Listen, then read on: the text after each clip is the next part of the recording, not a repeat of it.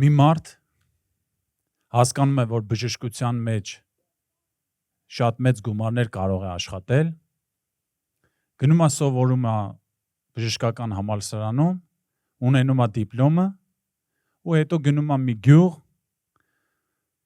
ասում է, որ ինքը բժիշկ է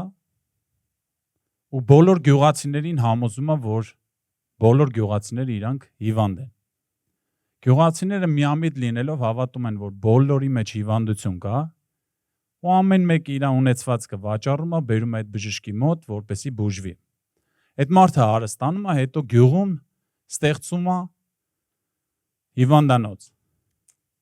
Ու հետո հարստանալուց հետո այդ մարդը մահանում է,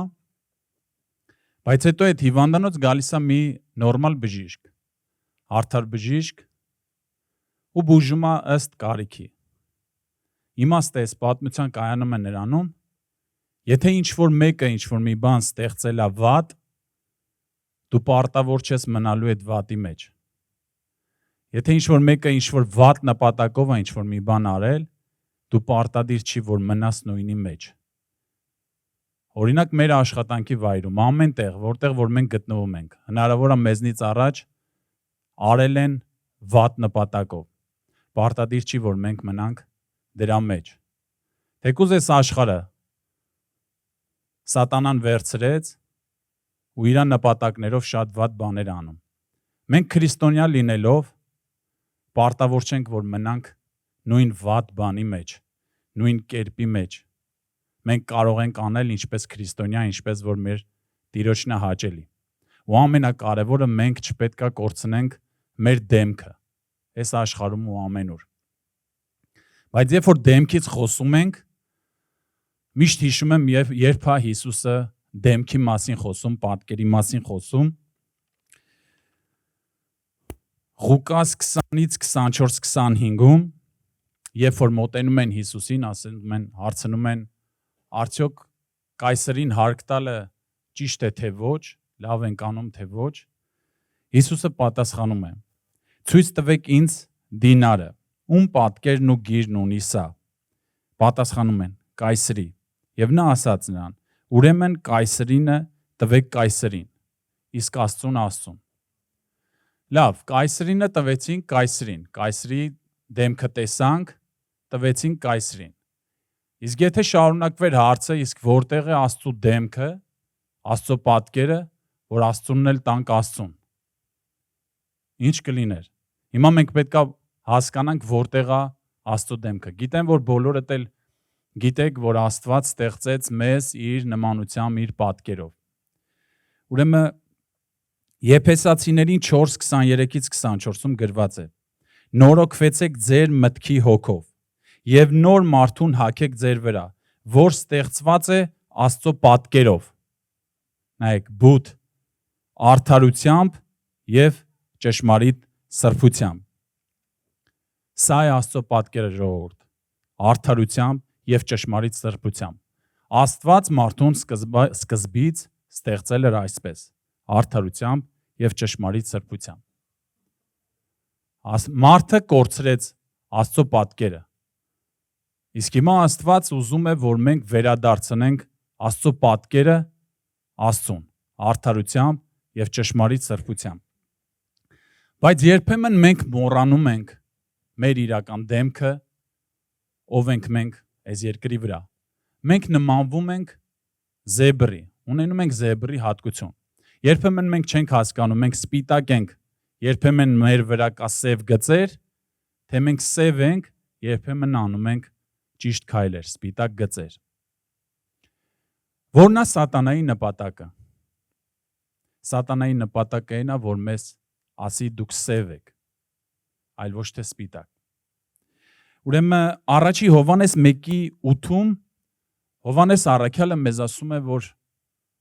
եթե մեկը ձեզ ասի, որ մեղք չի գործում, ինքը սուտ է խոսում։ Այսինքն մենք հասկանում ենք, որ այդ մեղքը կա։ Հա, մարդու մեջ այդ մեղքը կա։ Բայց ինչ է անում սատանան։ Սատանան սպասում է։ Եթե դուք ուշադիր լինեք, սատանան ոչ մեկից չի պարտադրում, որ դու մեղք գործես։ Սատանան գիտի, որ ի սկզբանե, երբ որ մարդուն գցեց այդ սրբությունից ու ճշմարտությունից, մարդու մեջ արդեն ինքնըստինքյան կան այդ գայթակղությունները, այդ ամեն ինչ, այդ ցանկությունը, այդ վատը արդեն մարդ, որ կտրվեց Աստծուց կյանքից, Աստված ինչ ասեց սկզբից, երբ որ ուտես, մահով կմեռնես։ Բայց երբ որ Ադամն ու Եվան կերան, այդ պահին չմեռան, բայց մարդը հոգևոր աշխարհում կտրվեց կյանքից, կտրվեց Աստծուց։ Ու մարդու մեջ ինքնըստինքյան, դրա համար ասում ենք ադամական մեղք է եկել, ու մարդը երբ որ ծնվում է, արդեն իր մեջ կա այդ ամեն ինչը, ու մեծանալով գնում է այդ ցանկությունը, այդ ամեն ինչը մարդու մեջ կա։ Ու սատանան դա լավ գիտի, որ քո մեջ կա այդ մեղքի ցանկությունը։ Ու նա սպասում է, սատանան ուղակի սպասում է իր հերթին, երբ ես դու հերթական մեղքը գործելու։ Ու երբ որ դու հերթական մեղքը գործում ես, սատանան գալի ասում է, դու չես կարող հավատացյալ լինես։ Դու ոնց կարաս հավատացյալ լինես։ Դու ինքդ քեզ ես խաբում, դու բոլորին ես խաբում, ու մարդը այդտեղ տկարանում է։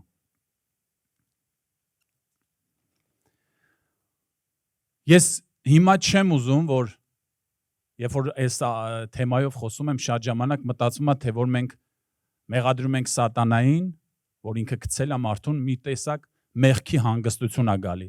որ կարծես թե քարոզվում է, որ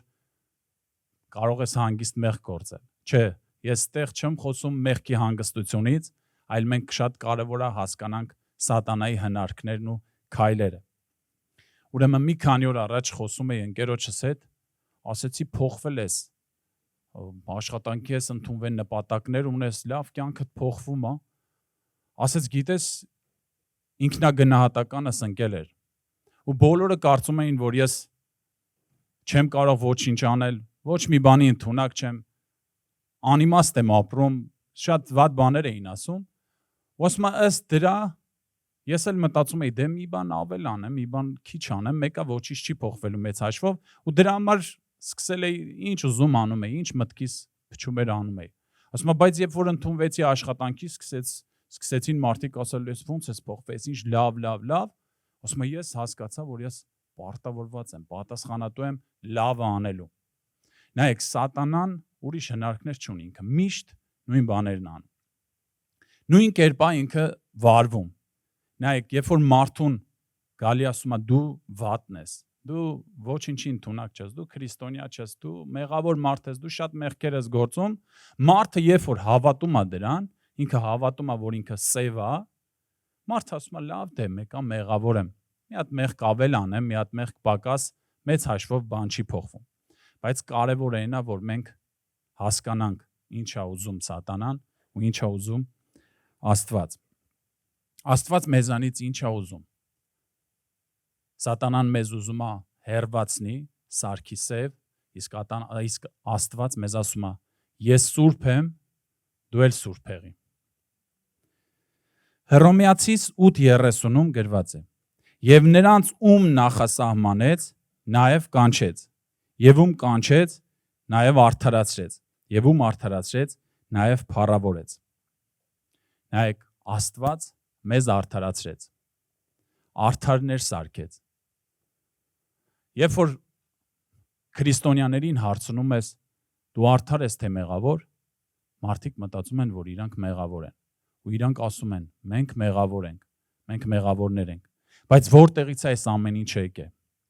Սա մի տեսակ խոնարհություն է, երբ որ մարդը չէ, քրիստոնյան արդեն քրիստոնյան, ինքը ասում է դեռ ես մեղավոր եմ, ես մեղավոր մարդ եմ։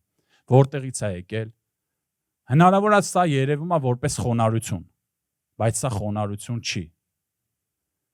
Անապաշխար մարդու համար սա խոնարհություն կլինի, բայց ապաշխարած մարդու համար սա այլևս խոնարհություն չի, երբ որ ինքը իրեն համարում է դեռ մեղավոր։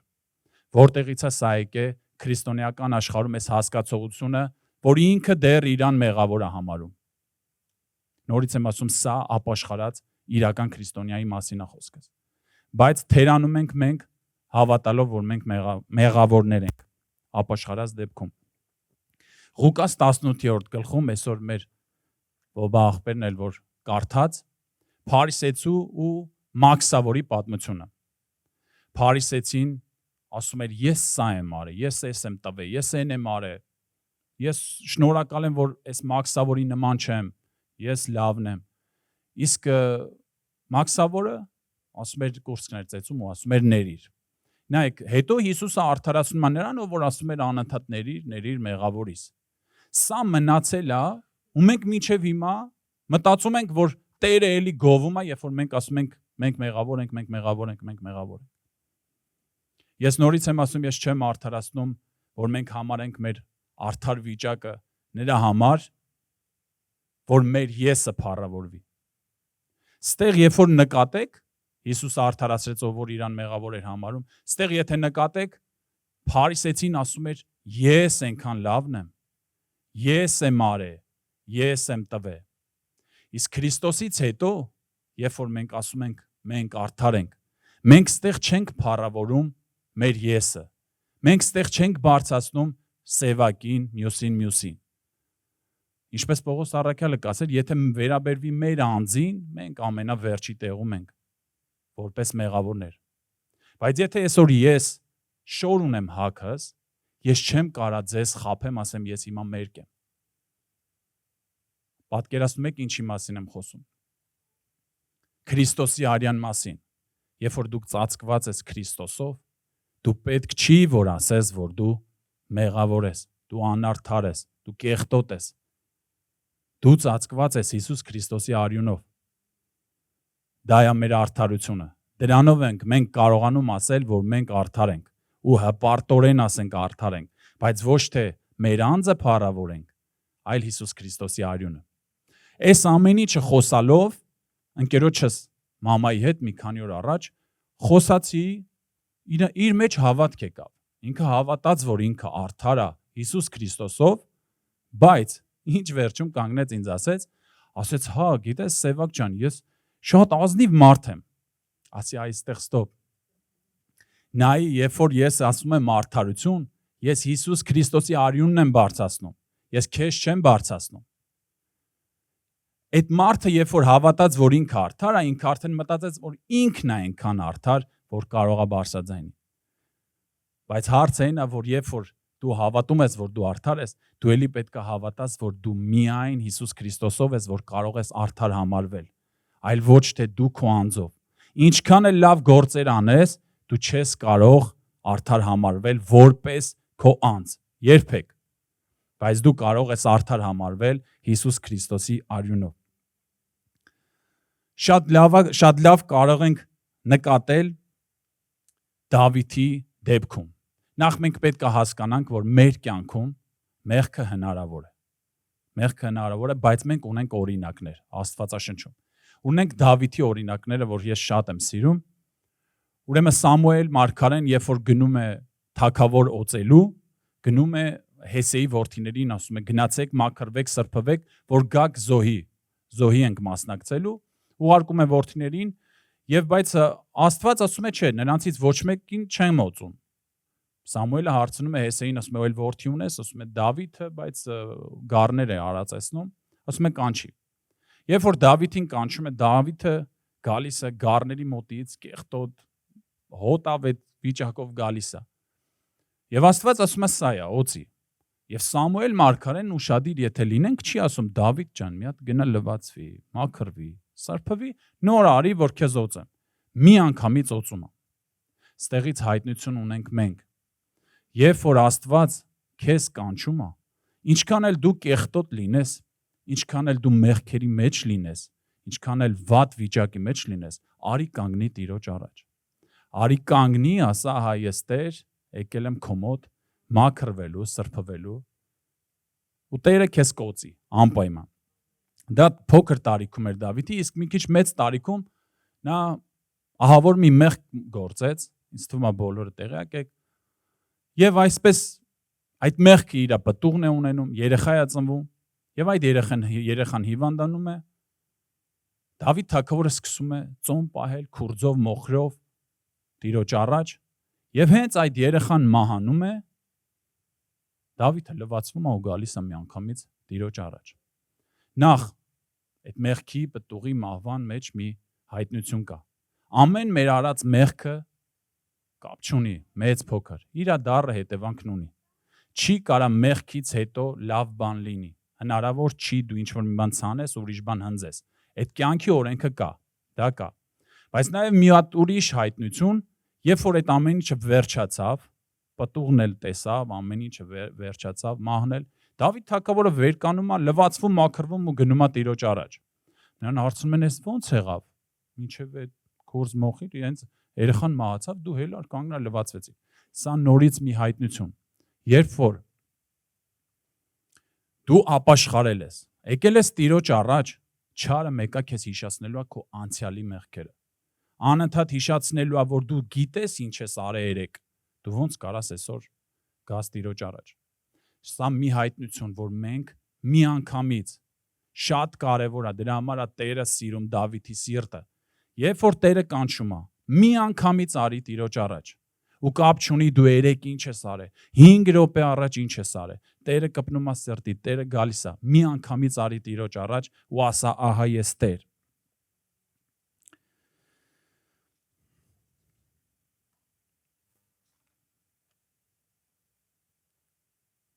Սատանայի միակ նպատակն է, որ քեզ հանի այդ իրավիճակից, քո արդարությունից։ Կասկածի մեջ դնի քո փրկությունը, կասկածի մեջ դնի քո արդարությունը։ Բայց մեր խնդիրն է ու իմ հորդորն է, որ մենք գանք միշտ Տիրոջ առաջ ու ասենք, ահա մենք Տեր, ահա ես Տեր։ Ուրեմն կուզեմ խոսենք անառակ որդու պատմությունից, որը շատ է քարոզվում։ Ես կուզեմ ուշադրություն դարձնենք մեծ եղբոր պահվածքին։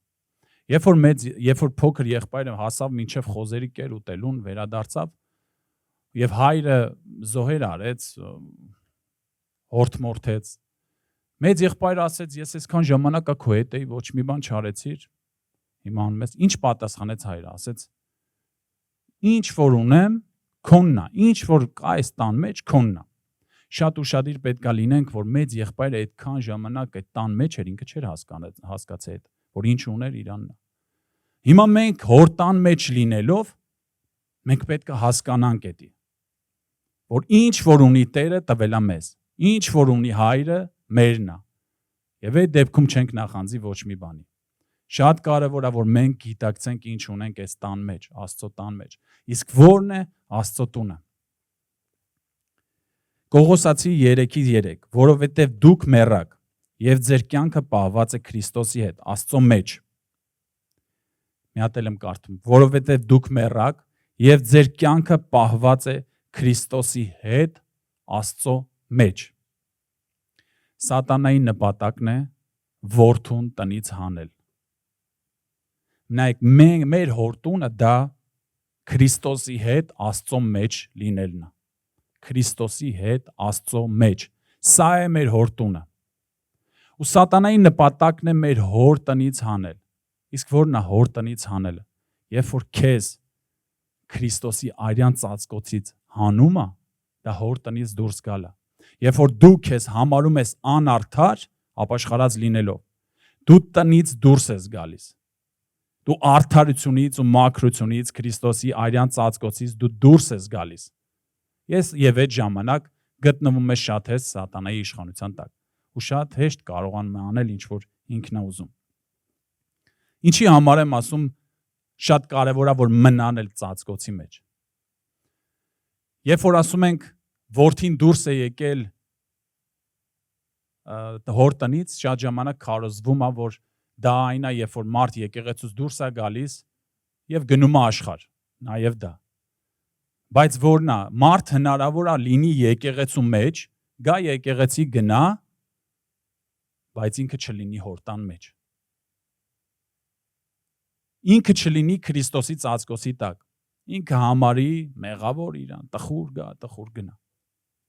Հնարավոր է մեղ գործած լինես, բայց երբ որ Տերը կանչում է միանգամից արի Տիրոջ առաջ, ասա ահա ես։ Ուրեմն մի 4 փուլով է մարդը անցնում, մինչև եկեղեցի գալը։ Շատ մարդիկ նայեք, աթոռներ կան դատարկ են։ Առաջի փուլը։ Մարդիկ ինչ որ մեղքեր են գործում,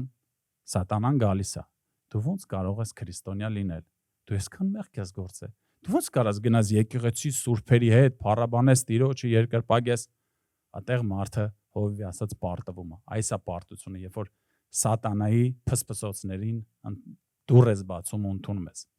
Ու մարդը չի գալիս եկեղեցի, ասում է լավ, ես չեմ կարող գնամ այդտեղ։ Երկրորդ փուլը մարդը գալիս է եկեղեցի մի կերպ, անցնում է, գալիս է, բայց ոչ փառաբանում է, ոչ էլ երկրպագում է։ Տխուր գալի, տխուր գնում։ Ու կարևոր չի խոսքը Տիրոջ ողորմությամբ լավներ, վատներ, մարդը ոնց գալիս է, տենց էլ գնում։ Երրորդ փուլը մարդիկ գալիս են, բայց որոշում են, չեն փառաբանում, բայց երկրպագում են։ Տխուր է երկրպագությունը, կարողանում են թույլ տան իրանց երկրպագեն։ Եվ իհարկե 4-րդ փուլը կա, որ շատ քչերն են անցնում, թեկուզ մեղք գործած, թեկուզ վատ վիճակով։ Գալիս են, համ փառաբանում են, համ էլ երկրպագում են։ Փառք Տիրոջ։ Դրանից առաջ շատ կարևոր է, որ մենք դուռ չբացենք ժողովուրդ։ Կա երկու դուռ։ Ոչ միայն այն դուռն է, որ ասում ենք Հիսուսը կանգնած թակում ով բացի կմտնի, նաև կա չարի դուռը,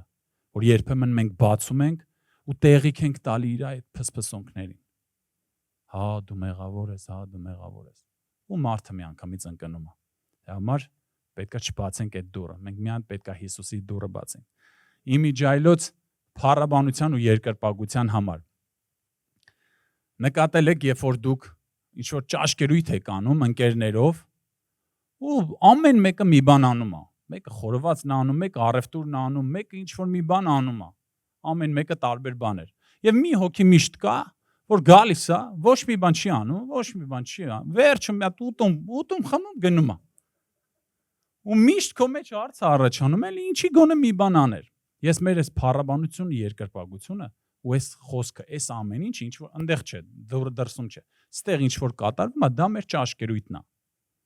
Մեկը խորովածն անում, մեկը էս անում, բայց այն մարդիկ, որ փառաբանությանն ու երկրպագությանը չեն մասնակցում, նմանվում են այն մարդկանց, որ գալի ուղակի ուտում գնում են։ Շատ կարևոր է ժողովուրդ, որ մենք երբ որ կազմակերպում ենք այս ճաշկերույթը, ամեն մեկը մի բան անի։ Իսկ ձեր ու մեր բոլորիս անելը, որ մենք կարող ենք դատարկ ձեռով չգանք, դա մեր Տիրոջը փառաբանելն ու երկրպագելն։ Մի հայտնություն ունեմ, երբ որ Ադամը այդ մեղքը գործել էին, Ադամը երբ որ մերկ էր, Տիրոջից թաքնվեց։ Երբ կարողացավ Ադամը գալ Տիրոջ առաջ կամ խոսել Տիրոջ հետ, երբ որ թփով իրան ծածկել էին, ու այդ ժամանակ ինքը կարողացավ գալ։ Երբ որ մենք չենք կարողանում գալ Տիրոջ առաջ, ուրեմն նշանակում է սատանային հաջողվել է մերկացնել մեզ։ Եթե մենք չենք կարողանում փառաբանել Տիրոջը, նշանակում է, որ էլի սատանային հաջողվել է, որ բացել մեր մերկությունը։ Նույնն էլ երկրպագությունը, նույնն էլ ամեն ինչ։ Շատ կարևոր է, ինչ ուզում է լինի, ոնց ուզում է լինի, մենք հիշենք, որ մենք Քրիստոսի արյան ծածկոցի տակ ենք։ Շատ կարևոր է այդ։ Ուրեմն Ծննդոց 3:21-ում գրված է. Աստված իրենց համար մորթուց հանդերձներ պատրաստեց եւ հագցրեց նրանց։ Նայեք, Ծննդոցում է գրված 3:21-ում